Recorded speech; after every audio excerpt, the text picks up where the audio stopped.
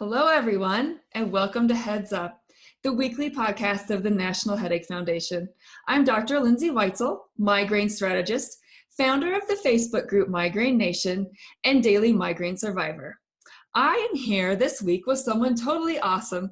This is Joanna Kempner, associate professor of sociology, and she also happens to be the author of Not Tonight, Migraine and the Politics of Gender and Health, which, look, I just happen to have a copy of it because, yes, I've read it, and this is what it looks like if you're looking for it.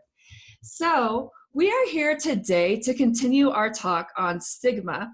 We started in a previous podcast talking with Dr. Bill Young about stigma, and we want to continue that talk because Joanna is an expert in stigma, but she also happens to be an expert in gender and migraine. So we're going to move into both those things in a two-part podcast, one on the history of stigma and one on gender and stigma and migraine.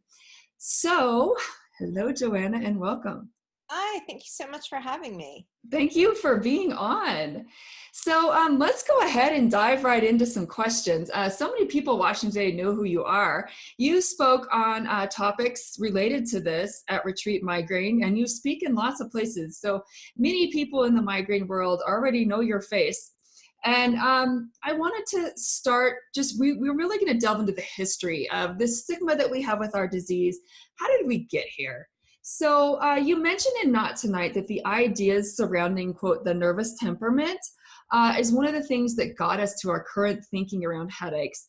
Can you talk to us about the nervous temperament for a minute?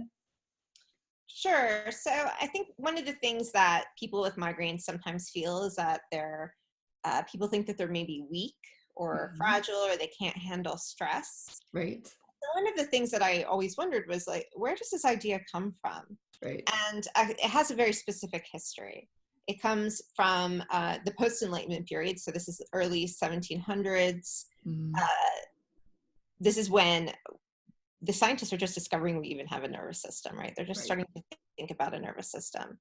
And the nervous system for people who are elites, actually, this comes from this intellectual idea, was kind of fragile.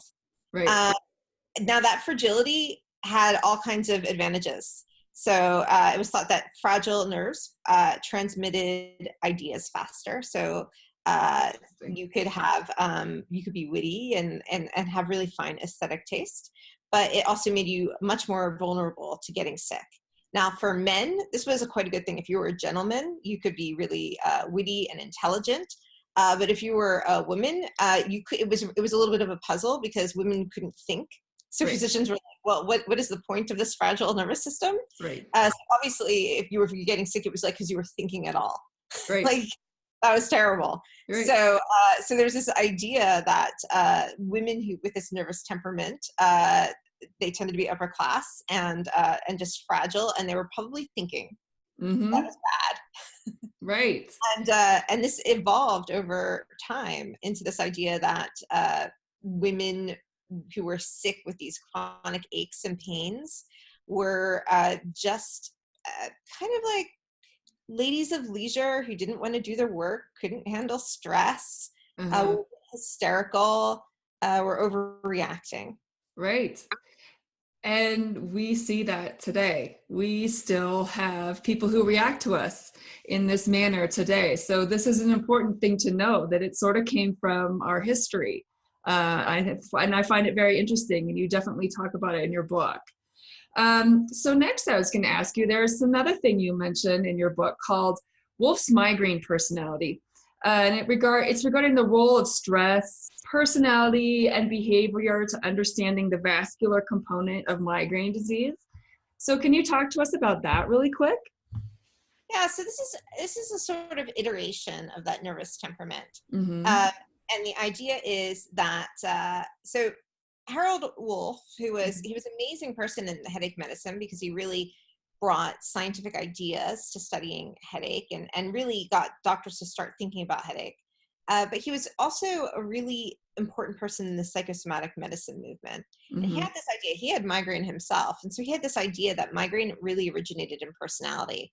So of course, he thought about his own personality. And he thought, well, I'm kind of a type A, obsessive, hardworking person.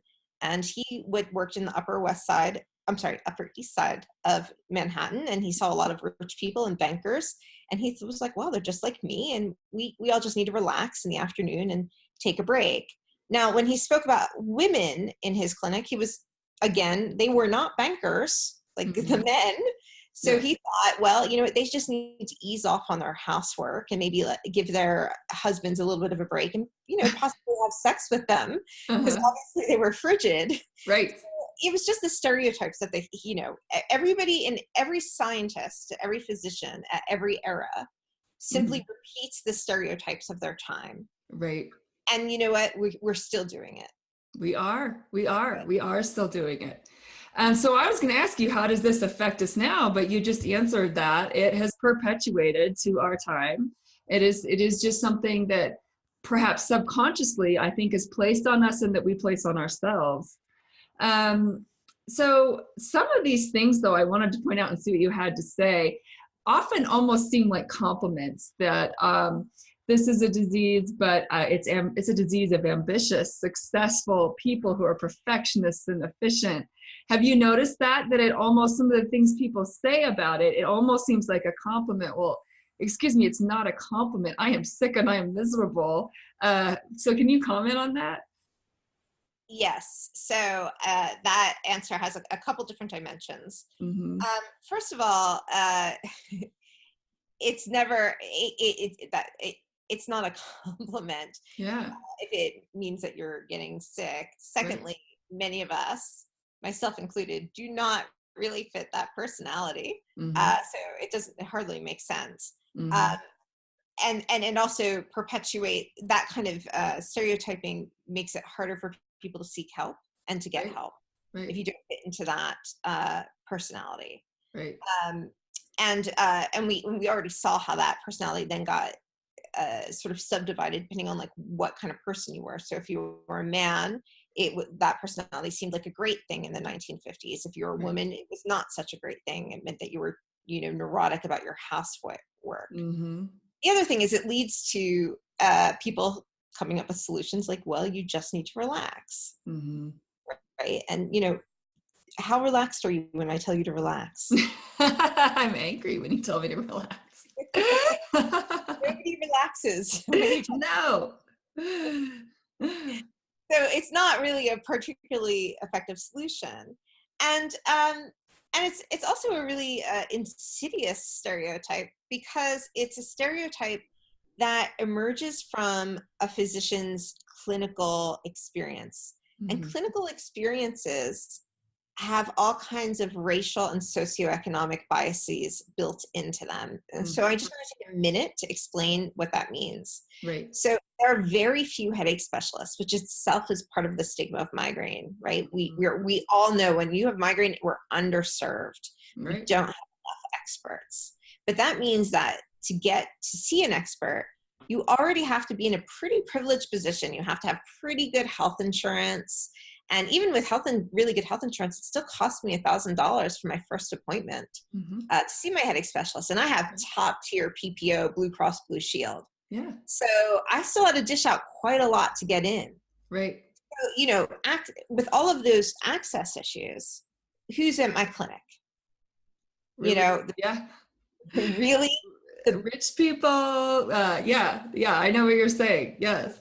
Yes. So the people who are at the top of your socioeconomic period, and mostly white people, right? And educated people, most likely. Mostly educated people. And so if the bias here is going to be around personality at all,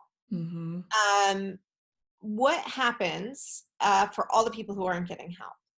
Right? So what happens if you exist in a lower socioeconomic bracket? What happens if you're not white? What happens if you don't have insurance?